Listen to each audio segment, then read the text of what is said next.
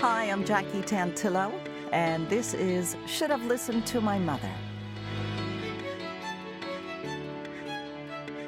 My guest is an accomplished writer and professor at the Columbia University Graduate School of Journalism.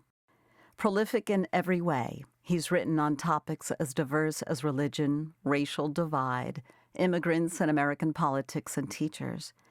In 1997, he was a finalist for the Pulitzer, and he's with us to talk about his book about his mother, entitled Who She Was, My Search for My Mother's Life. Hello, Sam Freedman, and welcome to Should Have Listened to My Mother.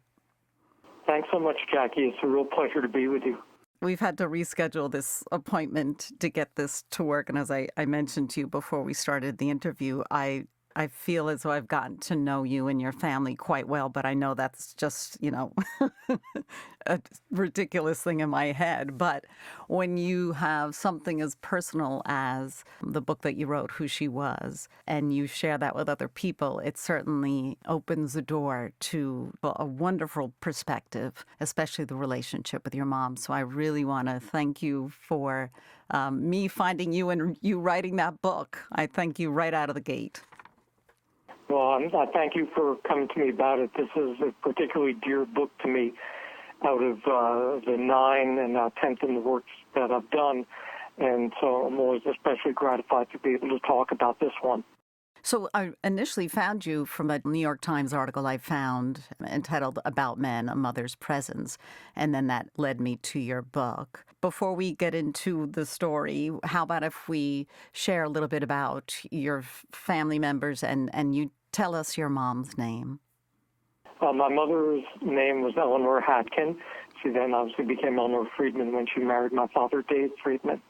But throughout most of the book, which goes from her starting high school in 1938 to her marrying my father in 1953, she's Eleanor Hatkin.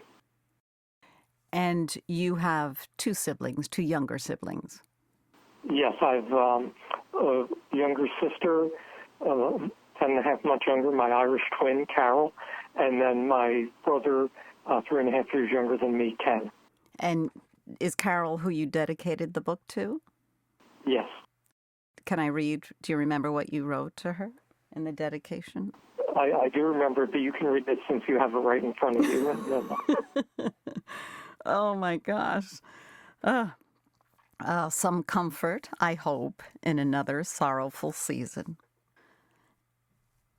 Yeah, I've dedicated it to Carol that way because obviously one of the sorrowful seasons was the year of our mother's death, and we were both teenagers, and my brother even younger than that. And it just happened that right at the time I was finishing writing the book, my sister's husband, a very beloved husband, George Squires, was dying, and after dying of lung cancer, the same disease that killed our mother. Oh, my goodness. Talk about a perspective. Words on a page can be just words on a page until you really know the full story. I'm so sorry. This is a very touching book that you wrote, but did you write it out of regret? I wrote it out of a sense of remorse and shame, really. My mother died in 1974 when I was 19, and at the time she died, I was in the midst of that, as I know now, normal process of individuation that teenagers go through, and I think particularly boys go through vis-a-vis their mother, and, some sense of rejecting your mother to become yourself.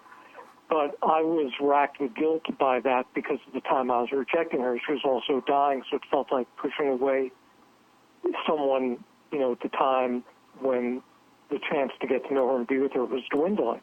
And that really haunted me and made for something very unreconciled in my soul for, decades and decades after that. As I write in the book, it was impossible after our family buried her in 1974. I found it impossible to go to the cemetery out of that sense of tremendous guilt that I had. And then it just was a coincidence of when an aunt of mine on my father's side died in December of 2000 that I ended up in the cemetery. And one of the relatives I was with said to me, let's go to Eleanor's grave. And that was the first time I'd been back. And that just kind of cracked open something in me and really made me feel like I had to do something productive with this kind of paralyzing and, in the end, passive sense of guilt or remorse that I had. And that was to decide to use what I knew how to do as a journalist, which was to tell someone's story, to recover the details of someone's life, and do that about my mother's life. And I think what's different from a lot of somewhat similar books is that I didn't write it primarily as a memoir because the things I remembered about my mother I didn't particularly need to recover. What I wanted to recover was what I had never thought to ask her, never been curious in knowing, which is, as the title says, who she was. In other words, who's this person, Eleanor Hacken, who was around and had this entire life before she became my mother. And that was the person I went in search of. And how many of us have that same thought process that we don't really know who our mom was? Or, some of us are fortunate to have had the time to spend with our mom to get to know them and really know who they were before they were mom. Totally different person for the most part. So again, exactly. I admire you being so honest because you realized you had made some mistakes. And what you had written when you went to the cemetery, you likened it to an archaeologist's instruments as far as reconstructing your mom's life. But as a journalist, you would use your pencils and your books and your computer. But you started really, no pun, the ground up to recreate who your mom was. Yes. I mean, I just wanted to use whatever tools I had at my disposal to find her. And, it's a tricky thing when you go in search of a non-famous person. It presents a different set of challenges than writing about someone who has, been written about by other people, who's left an archive of some kind. Part of the challenge and also the satisfaction of writing this book was the kind of effort it took to find a life that was, in many ways, an ordinary life, or a prosaic life. I mean, my mother was, very much a star student and very attractive young woman with a lot of boyfriends during her years of coming of age, but she never did anything that was going to lead the world to write about her. And, interestingly, because she lived in this neighborhood of the Bronx where all of her best girlfriends literally were within a couple blocks of each other, she had these very, very deep, decades-long friendships with the girls turned women who had been her childhood friends, but they actually never needed to write to each other very much because they would see each other walking to and from school on Boston Road or, going to Crotona Park on the weekend or at USO dances during the war. So they had relatively little need to set down anything in writing. Fortunately, a lot of them, really all of them, were not only alive and well and possessed of great memories, but, very open in talking to me. And the other thing I should say, Jackie, that was really powerful was snapshots. I don't know what it's going to be like. Just like historians and biographers now wonder what's it going to be like to write biographies of people from the email era, because will people's emails be saved the way people hang on to the letters they wrote or the written journals they kept? And we don't know that. Similarly, I don't know what's going to happen to all the smartphone photos we're all taking. Oh my gosh. But in my mother's time, everybody took snapshots. And all these kinds of family events and personal events were commemorated with snapshots. And as I discovered, not only that, a lot of times there'd be dates written on the back or locations or messages written on the back. So whether it was, my mother sending this very kind of cheesecakey photo of herself in a bathing suit to one of her boyfriends who was in World War II. She had two different ones fighting in the war at the same time, with this very kind of seductive message on the back about waiting for him to come back. And that was a photo he still had decades later and shared with me. Or whether it was a photo of my mother and her family in 1939 in their only good suits of clothes and good dresses. When I checked the date, I realized it was Rosh Hashanah, so I knew that they had been in Crotona Park to do the Jewish ceremony where you cast your bread on the waters, to get rid of your sins. It's called Tashlit. And I also realized that was right after the German invasion of Poland, in which my grandmother's family was ultimately virtually all exterminated. So just, one photo could yield all these amazing clues for me. Absolutely. It's clues indeed. You're lucky to have been able to have pieced things together as nicely as you did. So let's talk a little bit about your mom. She, and please correct me if I'm wrong, she was brilliant, right? She's the oldest of three children. Yeah, she was the oldest of three, and she was definitely an academic star. She skipped a couple of grades going through school, so she graduated from high school at 16 from Morris High School in the Bronx, and she was the valedictorian. And that was a very large school and also very academically accomplished school. I mean, disproportionately filled with these incredibly upwardly mobile and academically oriented Jewish immigrant kids. And she was the number one in her class. And yet, you wrote in your book, Mom battered her way into the wider world, emerging bruised yet unbowed, and finally triumphant. In reality, Mom's life peaked at 17 and living to 50 with that knowledge. So there was a major turn of events, a couple of different turns of events in your mom's life, including the Great Depression, World War II, and the Holocaust, affecting your parents' families, especially your grandmother, Rose, right? Exactly. I mean, one of the kind of tragedies within my mother's family's life was the way the events of the Holocaust really punished both my mother and my grandmother, and yet they ended up very much at odds with each other. And I'll come back to that in a second. But you're right that what happened to my mother between being this exhilarating, accomplished, adored person at age 17 in the sense of unfulfillment she had for much of her life thereafter was, first of all, as you point out, the Depression. I mean, kids had to grow up much faster then in general than children grow up now. In my mother's case, it was really magnified by the fact that her father, who I remember from my youth, my grandfather Saul, was a very sweet guy, but very ineffective as an earner, not able to really keep jobs. So the family was really living in poverty much of my mother's childhood. And once she hit her teens, she really had to become the chief breadwinner. She was a more reliable earner than her father was. And what that meant was that this great college scholarship she'd won as a valedictorian to go to Brooklyn College, she ultimately had to give it up because she had to switch to night school so she could work all day.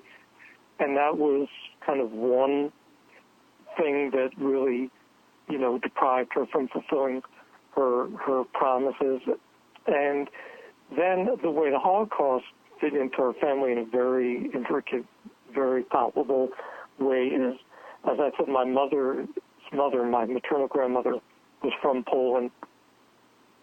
She alone among the kids in her family, the 4 or 5 or 6 kids, was sent to the United States to try to make it here, make money, bring the rest of the family over.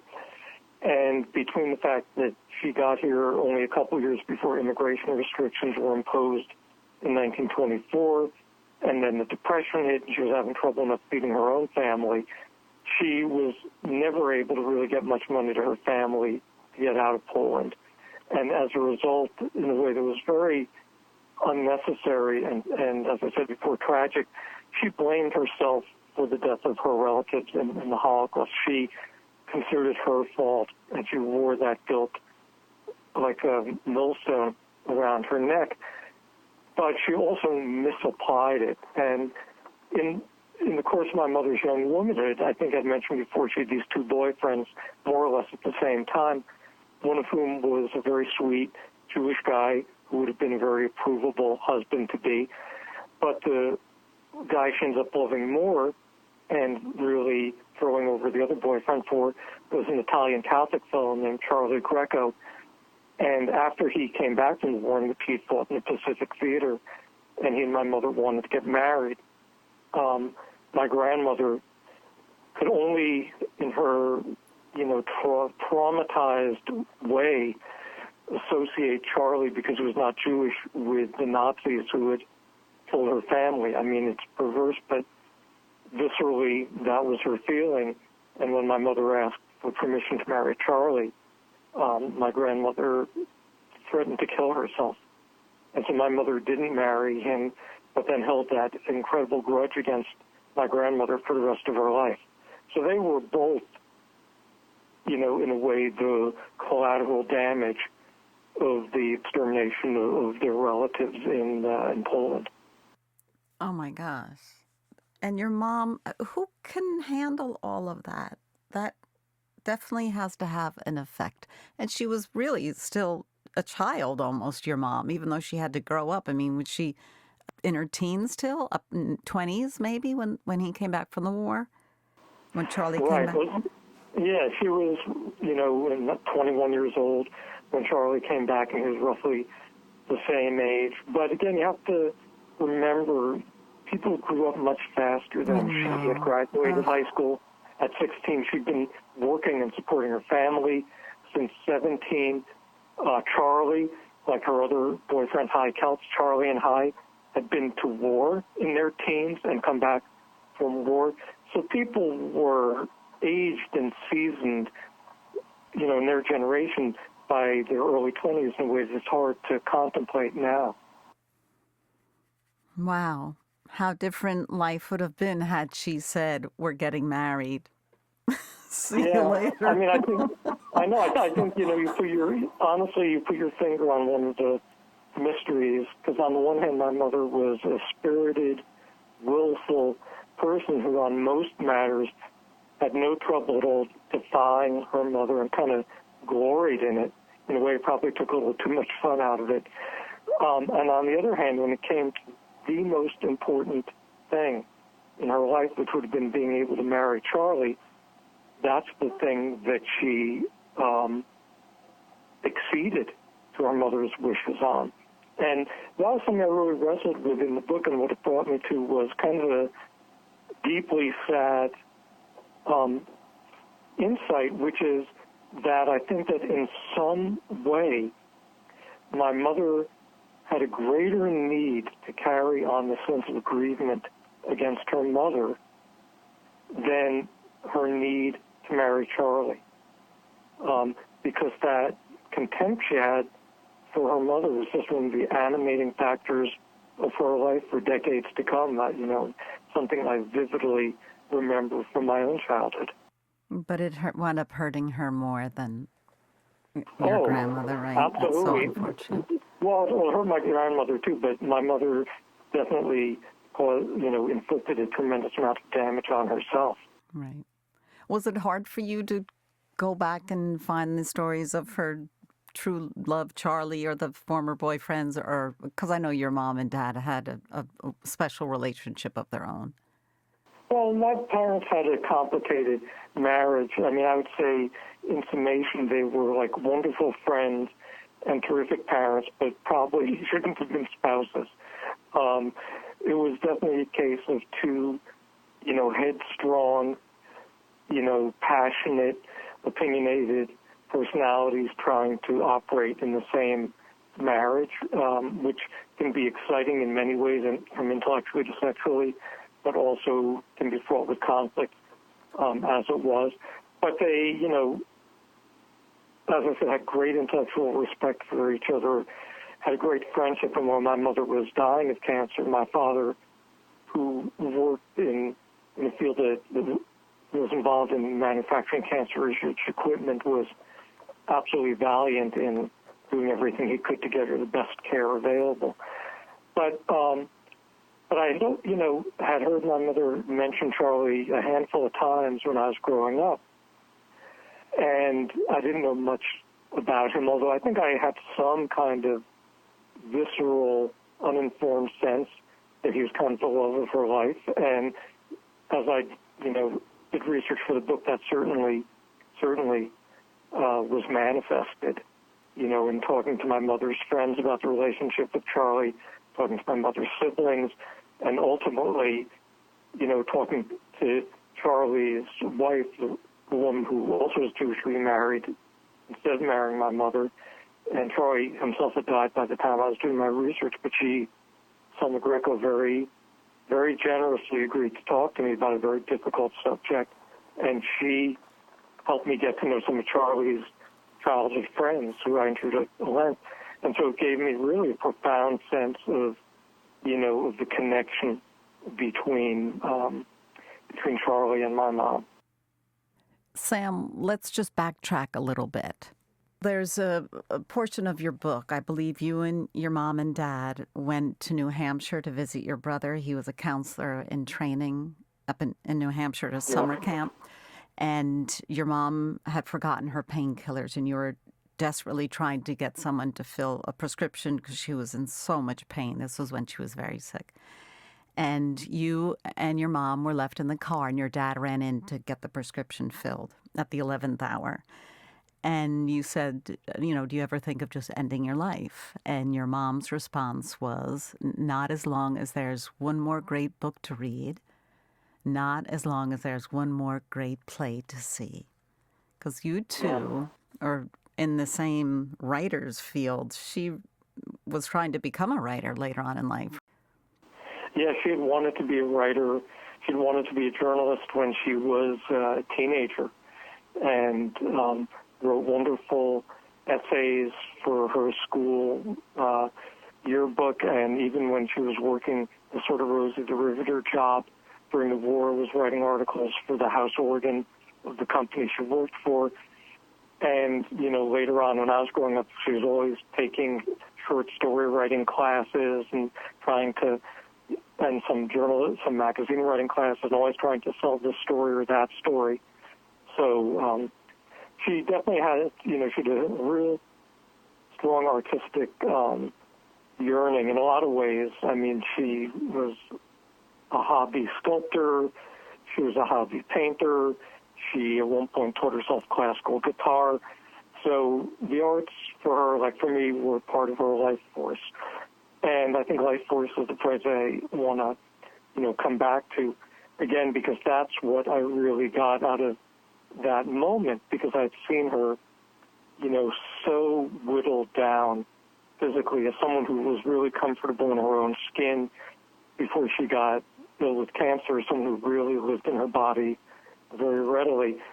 To see that, body mutiny against her and undermine her was painful. And she was someone who, struggled with, bouts of, depression as well. And, knowing that you're ill with cancer in your late 40s is plenty of reason for anybody to feel depressed. So in spite of all that, to see her, at a time when she was just in such withering pain, still talk about the things that made her want to live was, profound for me, and was a really important insight for me into her then and now as well. She was showing her true colors. Yeah. It's kind of nice that you got to see that. There's one funny story that I remember. I mean, there were many funny stories, and I love the stories of she and her girlfriends, or the guys all just going down to the certain corner where they all just hung out on the streets and got to see everybody, or the girls would go in the park and chat. I mean, it's just absolutely wonderful, and your writing is so descriptive and colorful. But there's one funny story about your mom, and she was having a problem with the electric bill or something, and she decided to march you guys down to the electric company and have a word. Right. Something had interrupted our electric service at home, And my mother had been trying without luck to get the electric company to turn it back on from headquarters or to send a repair person out, whatever it was. And she was not getting any satisfaction on that front.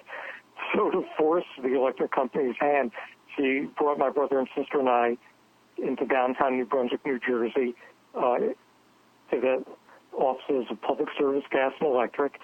And they had these window displays of these kind of automated kind of robots or cardboard characters, but with moving limbs that would look like sort of a kilowatt or, surge of electricity, lightning bolt, images like that. And we had always just been fascinated as kids with these and always begged to be able to go in the window there to play with them. We didn't realize that this was not a playground. And my mother remembered that, and so her way of forcing the electric company to deal with her, not having power at home was bring us down there and just turned us loose to go into the front display window and start messing around with their electric, electrified kind of cartoon figures. So it was a win-win. She got the power turned on, and we had a blast. Oh, my gosh. But they realized how this wasn't going to stop, right? So to get her out of there, this crazy lady with her kids. I think my mom did that a couple of times with the 7 of us in tow. It seemed to work really well. Oh, my gosh. Sam Freedman. Now, should it be Samuel? Are all of your books Samuel Freedman? All my books are Samuel, but for enjoyable conversing with you, it's Sam. Okay. Well, I really, really appreciate that. And you do have, with just a couple of minutes left, tell us about you're working on something now, a new book. Yeah, I'm working on a book that in some ways is very different than the book about my mother, but in some ways it's similar because it's the closest to a biography I've written since then, and it's set in a lot of the same period of time.